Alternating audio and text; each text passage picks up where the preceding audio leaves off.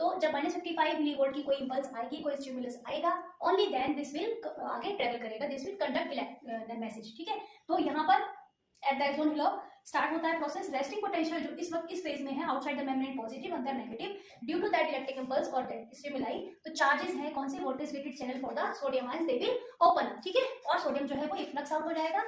फिर क्या होता है, डीपोलराइजेशन के बाद ये पूरा प्रोसेस बहुत ही मिली सेकेंड्स के लिए होता है। जैसे ही ये सोडियम के चैनल्स हैं ये ओपन होते हैं और बाहर जाना पड़ा, उसके थोड़ी देर बाद बीच में एक फेज आता है जिसको हम बोलते हैं रिफ्रैक्टरी पीरियड।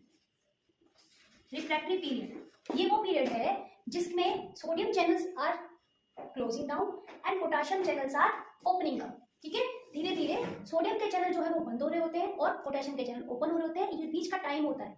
इस टाइम पर जो ये नर्व फाइबर है it is not ready for the second stimulus. कोई भी सेकंड स्टिमुलाई इस टाइम पीरियड के टाइम दौरान जो है वो नहीं आएगा। तो यहाँ पर ये क्लोजिंग टाइम है, इसलिए ताकि जो स्टिमुलस आ रहे हैं वो ओवरलैप ना करें। कोई स्टिमुलस है जैसे एक आ रहा है, दूसरा भी पीछे से आ रहा है, तीसरा, तो वो आपस में टकराए ना, ओवरलैप ना करे, उसके लिए कौन सा पीरियड है, ये रिफ्रैक्टरी पीरियड है। होता क्या है, अभी यहाँ पर तो पोटेशियम चैनल है वो ओपन नहीं हुए थे, लेकिन जब ये सोडियम के चैनल, काफी सारा सोडियम बाहर चला गया, पोटेशियम अंदर रह गया है, इसके बाद ये पोटेशियम चैनल जो है ये ओपन होने स्टार्ट होते हैं और जो पोटेशियम आयन है ये बाहर जाना, diffusing out, it will start diffusing out again, पहले की तरह फिर से होना स्टार्ट हो जाएगा। तो जैसे ही ये पोटेशियम आयन बाहर जाना स्टार्ट कर रहे हैं, जैसे स्टार्टिंग में था, क्या हो जाएगा फिर से, अब सोडियम तो बंद हो गया, चैनल एक्सचेंज पंप है, ये भी अपना बेचारा काम कर रहा है मेंटेन करने के लिए, बैलेंस करने के लिए, लेकिन इट नीड एनर्जी, ये एक्टिव प्रोसेस है, तो ये इतना बस बैलेंस करने के लिए करता रहेगा। लेकिन ये जो है इम्पल्स जो आई है उसने जो इमीडिएट इफेक्ट दिया है, वो इफेक्ट क्या होता है कि यहाँ पर फिर से जो पोटेशियम के चैनल है वो ओपन होंगे और पोटेशियम जो है will start diffusing out. Diffusing out means higher से लोअर कंसंट्रेशन की तरफ ये बाहर जा रहा है। जैसे ये प्रोसेस होगा फिर से अगेन अंदर क्या चार्ज आ जाएगा, माइनस का, क्योंकि अंदर फिर से पोटेशियम आयंस कम हो गए और बाहर क्या चार्ज आ जाएगा, प्लस, यानी कि वो जो पोटेंशियल ग्रेडियंट था वो फिर से डेवलप हो गया। अच्छा, यहाँ पर जो डीपोलराइजेशन स्टेट होता है, मतलब पोलराइजेशन का रिवर्स, इसकी वैल्यू कितनी होती है, कितनी वैल्यू तक जाएगा ये, +40 मिलीवोल्ट तक ये जाता है। ठीक है, ये आपको ध्यान रखना है कि रेस्टिंग पोटेंशियल की वैल्यू है -70 मिलीवोल्ट और जब कोई इंपल्स आती है तब क्या हो जाता है, डीपोलराइजेशन स्टेट में +40 मिलीवोल्ट। देखिए यहाँ माइनस था, यहाँ पर रिवर्स हो गया ना, प्लस आ गया चार्ज, तो +40 मिलीवोल्ट। फिर आती है हमारी ये वाली फेज, ये आपको दिख रहा होगा, ये वापस से वही फेज है जो पोलराइज स्टेट में थी। तो this phase is called repolarisation.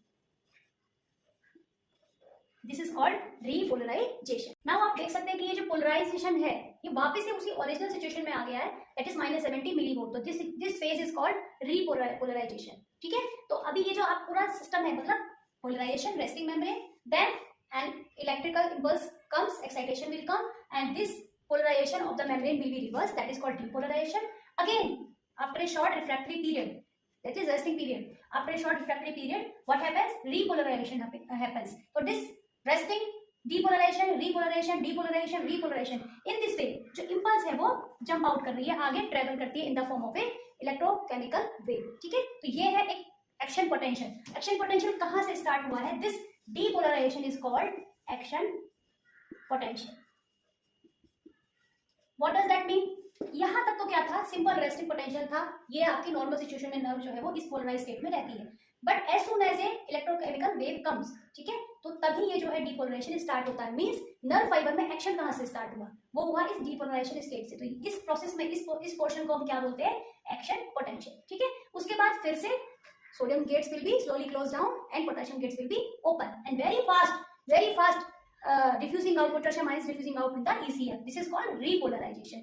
Again impulse will travel fast and depolarization happen, then repolarization, in this way the wave will travel along the axon and reaches up to the nerve endings. In this figure you can see कि किस तरह से depolarization and repolarization repeat हो रहे हैं again and again, and the stimuli is transferred towards the nerve ending of the axons. Voltage will be measured in millivolt and time will be measured in milliseconds. ठीक है, ये क्या है, -70 millivolt, ये resting potential का, this is resting potential.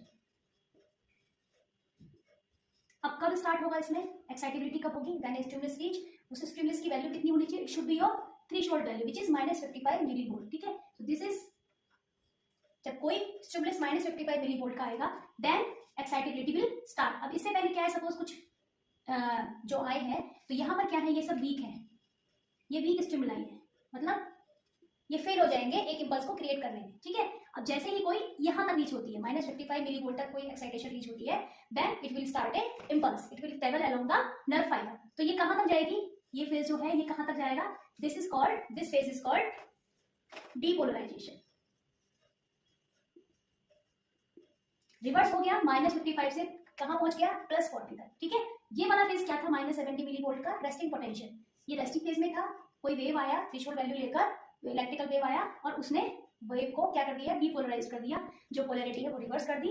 वो कहाँ तक जाएगी मैक्सिमम वैल्यू, +40 मिली वोल्ट तक। तो this phase is called action potential.